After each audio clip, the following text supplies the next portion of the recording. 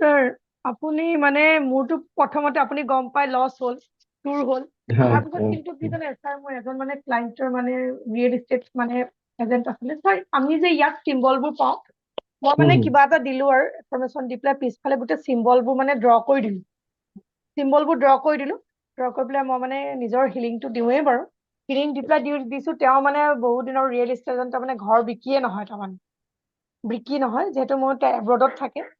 বিক্ৰী নহয় মোক কৈ থৈছে মই পঠিয়াই দিলো তেওঁৰ ওচৰলৈ হয় এতিয়া ইমানেই ভাল লাগে তেওঁ এতিয়া ইমান ভাল ৰিয়েল এষ্টেট এজেণ্ট তেওঁলোকেতো এটা দুটা ঘৰ বিক্ৰী কৰিলে বহুত পইচা পায় ন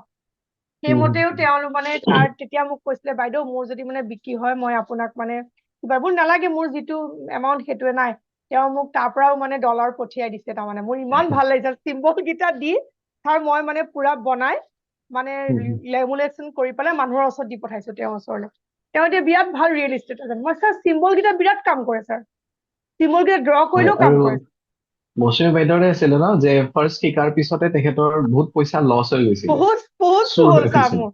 চুৰটো হ'ল এই 50,000 গ'ল বেগটোৰ পৰা বহুত পইচা চুৰ হ'ল ছাৰ তেতিয়া আপুনি আৰু কিন্তু মোক ক্লাছ কৈছিলে ছাৰ ক্লাছ কৰাৰ দিনাখনে আছিল নেকি না ক্লাছ কৰাৰ পিছদিনাখন আছিল চাগে ক্লাছ কৰাৰ পিছদিনাখন আপুনি মোক কৈছিলে ন ছাৰ যে বোলে আপুনি চিন্তা নকৰিব মানে আপোনাৰ এইটো মানে বেয়াটো গৈছে পিছত কিন্তু হয় ছাৰ তাৰ পৰা কিন্তু আৰু মোৰ মানে মানে লছ হোৱা নাই আৰু কিবা এটা লছ হয় আপুনি কৈছিলে নহয় হলে অকনমানতো ভাল যদি বুলি কৈছিলে ক্লিনজিং কৰিব লগা আছে সেইখিনি ক্লিনজিং কৰাই দিব মানে নেকি সেইখিনিতো আঁতৰাই গ'ল তাৰপিছত ঠিক হোৱা ষ্টাৰ্ট হৈ যায়